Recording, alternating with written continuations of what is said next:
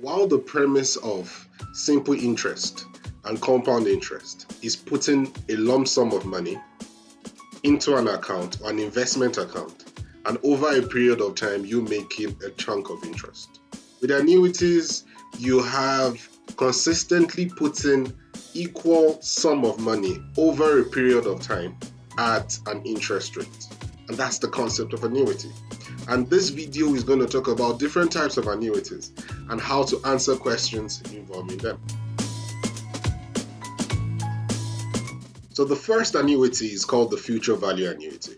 The future value annuity means consistently saving money into a savings account, and at the end of a time frame, you get the profit, your accumulated profit over that time frame. Examples of future annuities are pension funds, your investment account, even just your normal regular savings account, because you're consistently putting money into that account. The formula for future value annuity is this. The X represents the amount invested, where the I represents the interest, N represents the number of payments. Now we're going to try out an example of future value so that all this could make sense. So Paul decides to save 200 Rand per month at the end of each month for a period of 3 years at an interest rate of 12% per annum compounded monthly. What will his investment be worth at the end of 3 years? And this is a classic future value question, whereby we have a couple of things. We have a monthly payment of 200 Rand. We have an interest rate of 12% compounded monthly. We also have how long this investment is to take place, which is for 3 years.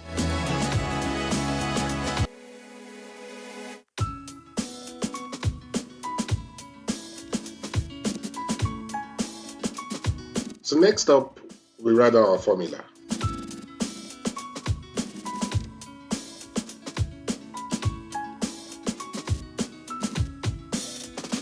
Then we can substitute the values that we do have.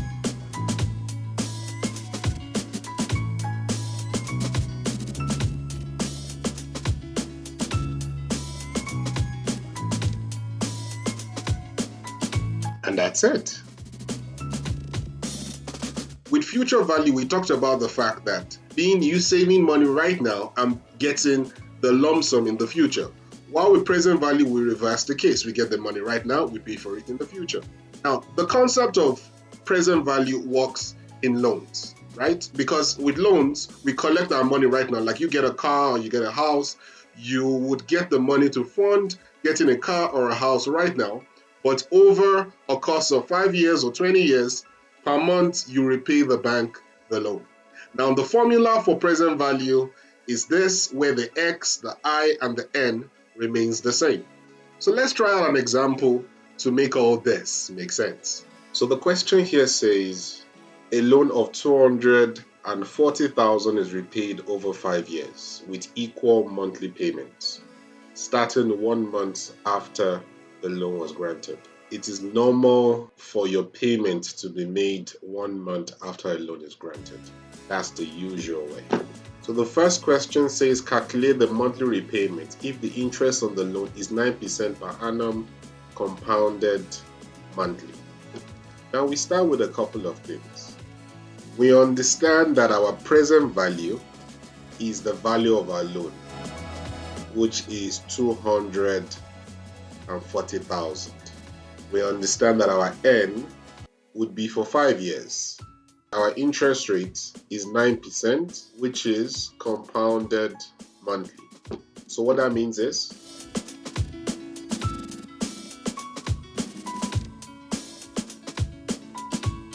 just need to put all this into the formula, which is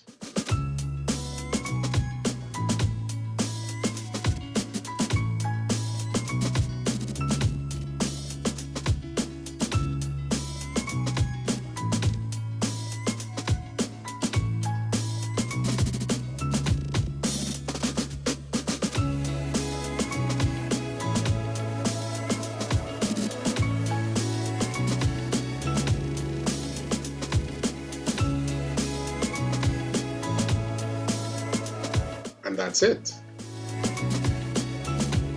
So let us talk about outstanding balance. Now, outstanding balance is a section under present value. Now, the premise of outstanding balance is to find out how much money do you owe at a certain period of your loan. So therefore, to calculate your outstanding balance, we normally use the present value formula. The X, which is your monthly installment, never changes. Your interest rate would also stay the same. It should also not change. Your N would be the remaining amount of installment, meaning I subtract the total amount of installment minus the amount of installments that I've actually paid. That N is what you're going to put into your present value formula. And from there, you can actually do your calculations, and that's it. So we're going to try a question so that this all ties in and it all makes sense. Now, this here says the client has financial difficulties and makes only 17 payments. Calculate the balance of the loan at the end of the 17th month. Like we said before, we are going to use our present value formula. Now, we also have to list out the things that we do have. We have our X from our previous question, our I also from the previous question, and in terms of our N, we would subtract our total payment from the payments that we already have, which makes it 34. All we just need to do is put it into our PV formula right now.